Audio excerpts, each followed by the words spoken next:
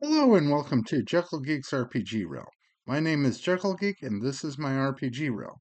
Today we are going to do another episode of the Fabula Ultima Let's Play Solo Play Actual Play RPG of the Fabula Ultima system.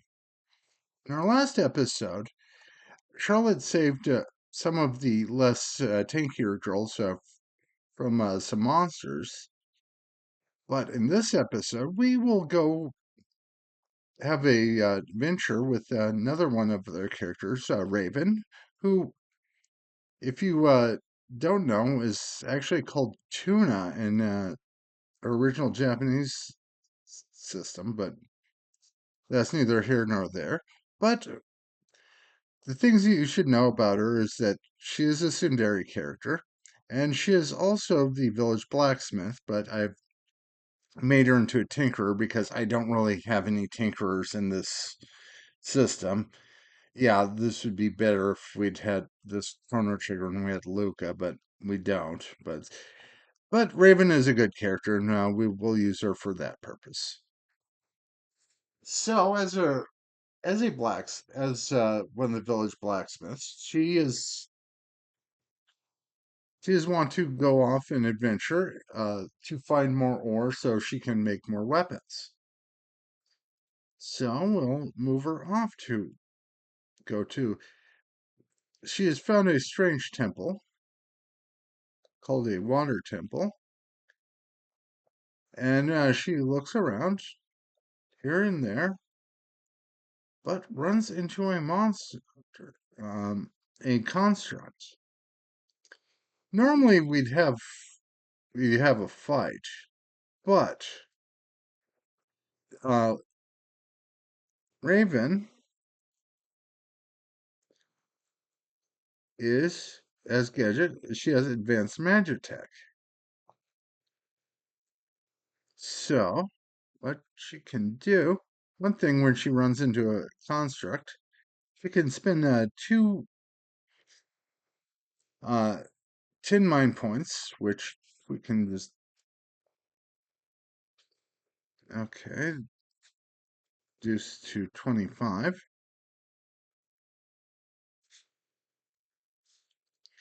to try to control the monster with a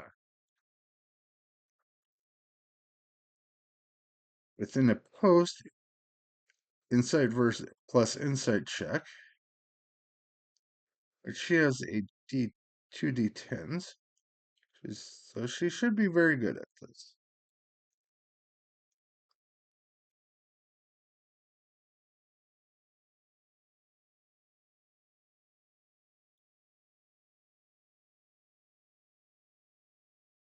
And she is not, but she will use one of her Fabula points to reroll that. And she is still not. So she will go into combat. And in combat, she will pull out her handy dandy cannon, which she can do because she has magic cannon. But first, she needs to roll initiative.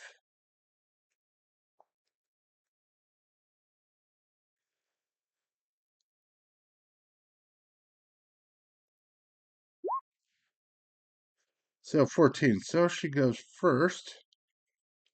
And the thing is, with this, she pulls out an earth cannon, equipment, other weapons, magic cannon.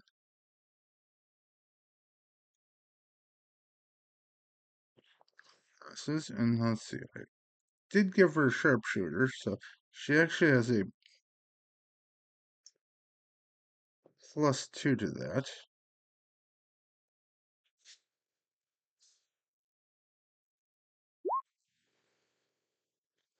So she hits 4.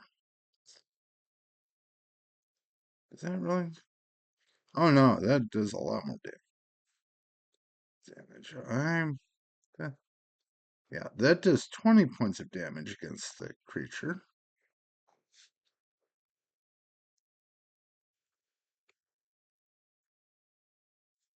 And now it is the creature's turn. And I will roll a 7. Its big construct hand moves clumsily and tries to punch Raven, but she moves out of the way. And Raven will try to shoot again.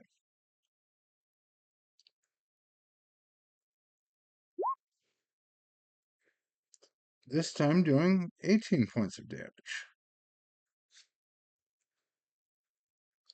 And will the big scary construct land a blow? Let's see. 11.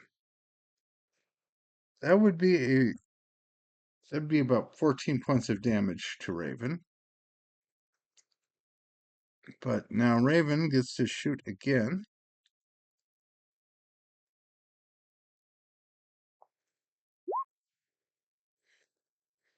Doing 17.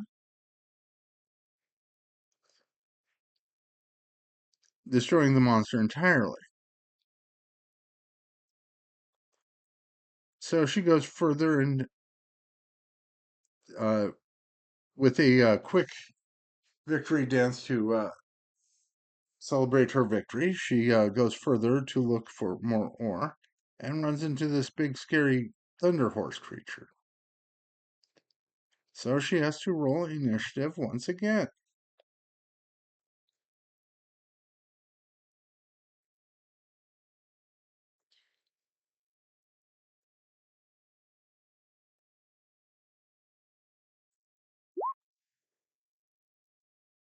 '15, she does go.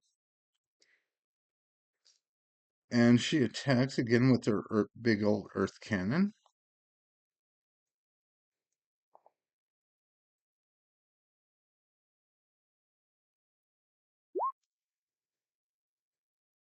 For 18 points of damage. However, this creature is weak to earth, so the damage is doubled.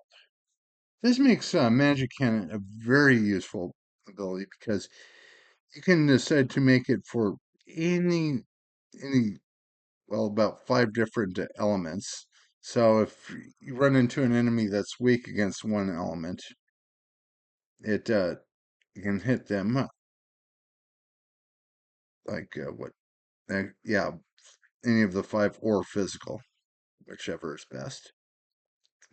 But now it gets to attack 5 and 1. Fortunately, he charges, and Raven moves out of the way, only to shoot once more.